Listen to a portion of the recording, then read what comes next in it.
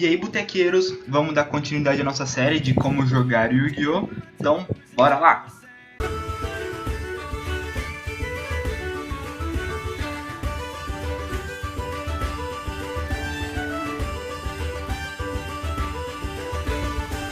Voltando aqui onde a gente parou no último vídeo.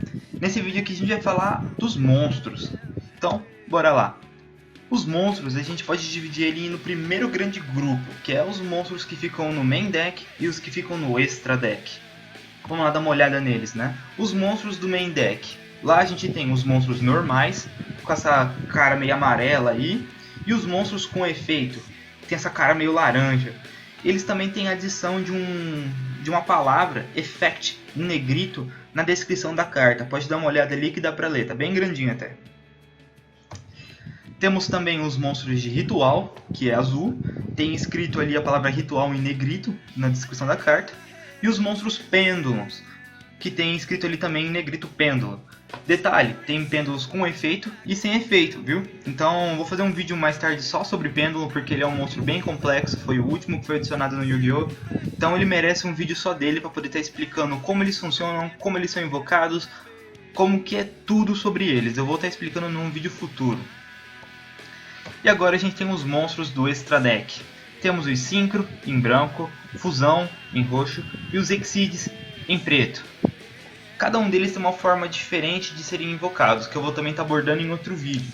Eu vou abordar toda a forma de invocação deles em outro vídeo. Tá? E vamos lá. Algumas informações que tem nos monstros. Primeiramente a gente tem ali o nome, né? O nível, o atributo. Temos também o tipo, o número do card, que é como se fosse o RG da carta. Se a carta estiver em outra língua, você pode colocar aquele código ali no Google, em algum banco de dados, que você vai achar a carta na língua que você deseja. Então aquilo ali é o código universal, o nome universal da carta. Então ele pode ser útil algum dia para você. Temos ali os pontos de ataque e defesa, que são diretamente ligados à batalha. E também tem uma descrição da carta, que se for um monstro com efeito, vai estar escrito o efeito do monstro. E se for um monstro normal, vai estar escrito uma lore da carta, contando uma historinha. A imagem dos monstros normalmente é o monstro em si, posando para fotos. Normalmente ele está sempre numa pose, está sempre sem muita expressão, né? Enquanto isso, nas spells e traps, sempre tem algum lugar, um lugar em si, né? Tipo...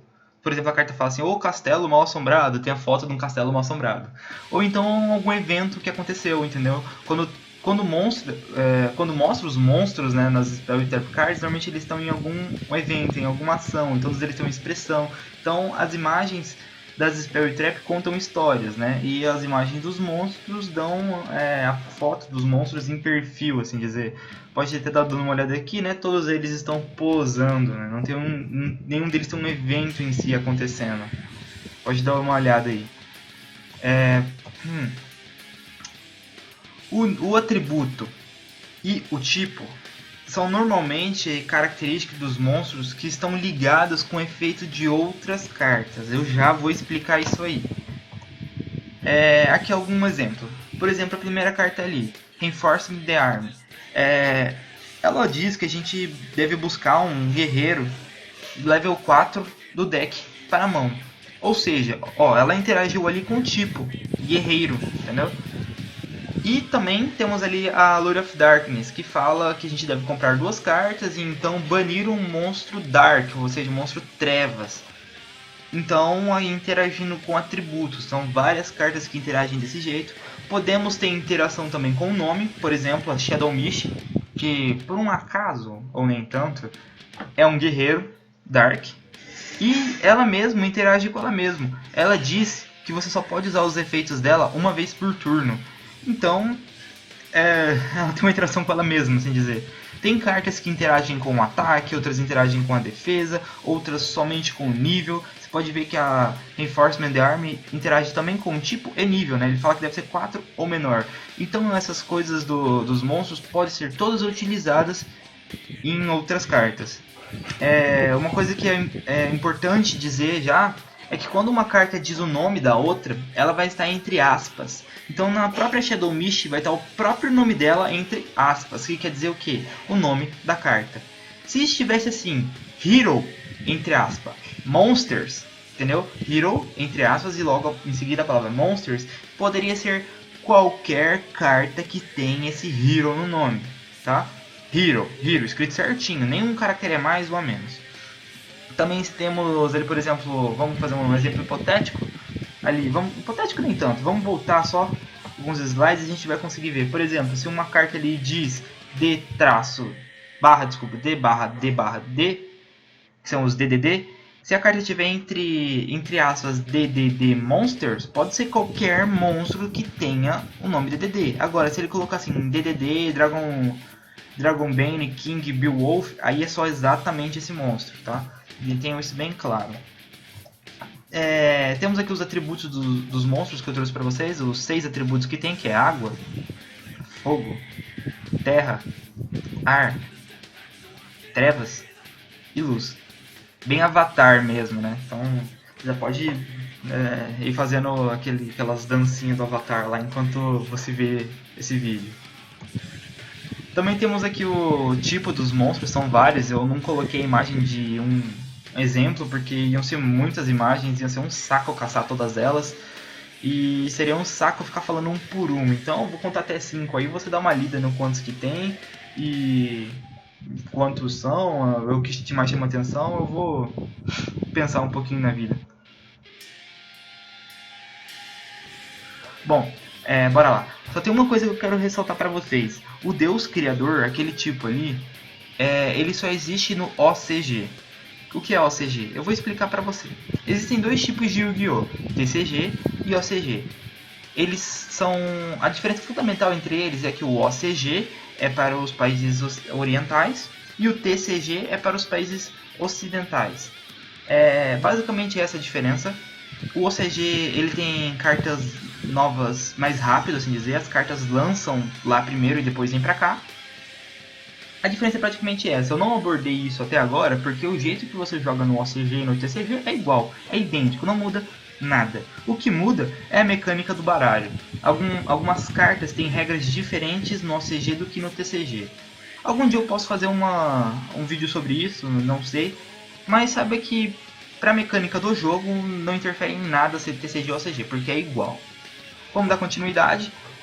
Aqui são alguns efeitos em comum de monstros que parecem tipos, mas é bem estranho. Eu não consegui classificar para vocês de uma forma bem clara e organizar ela de uma forma mais didática.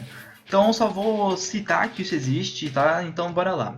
Todo monstro que tiver escrito ali em negrito, Gemini, ele tem a seguinte característica. Ele é tratado como um monstro normal na mão e no cemitério e no campo, tá? Ele é um monstro normal sempre. No entanto, você pode ver que ele tem escrito efeito ali, né? No entanto, depois que ele está em campo, você pode declarar uma Gemini Summon, entendeu? Que equivale a uma Normal Summon. Eu ainda não expliquei o que é uma Normal Summon nisso aqui, desculpa, mas eu ainda vou explicar, então pode ser que isso aqui fique confuso, entendeu? Mas com o decorrer dos vídeos vocês vão entender o que é cada passo que eu estou falando aqui. Isso aqui pode ser que fique mais claro. Então depois que assistir uns 2 ou 3 ou 4 vídeos a mais, você pode voltar aqui para tentar entender. Então bora lá. Falar isso aqui de novo. Quando ele estiver em campo, você pode declarar uma Gemini Summon, que se equivale a uma Normal Summon, então você perde a sua Normal Summon. Ele passa a ser tratado como um monstro de efeito, tá? Essa é a característica dele. Ele é um monstro normal em todos os lugares, até ser feito a Gemini Summon, e aí ele é considerado um monstro de efeito. Ele é um monstro de efeito também no main deck, lá dentro do main deck. Então se alguma carta diz que você pode pegar um monstro normal, ele não serve, tá? Os Geminis não servem para isso. É somente mão, campo e grave. Temos aqui os Spirits. Nenhum dos Spirits pode ser Special Summon. E durante o turno que ele foi Normal Summon ou Flip Summon, que eu vou estar explicando o que é um Normal Summon e um Flip Summon, tá? Não se preocupe com isso. No final desse turno, né, na End Phase, esse monstro Spirit deve voltar para a mão, tá? Uma coisa bem simples. Temos o monstro Toon. O Toon virou uma bagunça, tá? Virou uma bagunça total. Ele mudou as coisas dele, né, de antigamente para hoje. Mas basicamente os Toons, eles não podem atacar no turno em que são invocados. E eles podem atacar diretamente. Então no próximo turno, fora esse mesmo, ele pode atacar diretamente. E os Toons, onde tem a bagunça, é o seguinte, que alguns antes tinham a necessidade de ter uma carta chamada Toon Table em campo, e agora não tem mais, então tá lançando umas cartas Toon sem esse efeito, tá? Esses efeitos, todas essas cartas aqui, estão escritos nas cartas, tá? Mas quando tá escrito essa palavra em negrito, você pode ter certeza que esse efeito é assim, então você não precisa meio que ficar lendo, não é uma parte do efeito, é tipo como se fosse uma mecânica do jogo mesmo, isso aqui não é da carta em si, assim, entendeu? Temos aqui os Unions. Os Unions, eles podem, quando eles estiverem em campo, você pode selecionar um monstro que o Union permita. Ele vai falar o que monstro, que tipo que você pode fazer e equipar. Como se fosse, sei lá, entendeu? Imagine o seguinte, você tem um monstro, você declara, tô usando efeito Union aqui. Você pega esse monstro e equipa no outro. Aí a partir desse momento, esse monstro Union é tratado como um spell card, ele dá algum efeito pro seu monstro. E se o seu monstro que foi equipado for destruído, o Union é destruído no lugar dele. O Union também pode voltar ao campo, viu? Então, se o Union tá lá equipado, você pode declarar, não, tô voltando aqui pro campo, tá? Só que você não pode fazer isso no mesmo turno, se não me engano. Você não pode equipar e desequipar no mesmo turno, então tem que esperar um turno.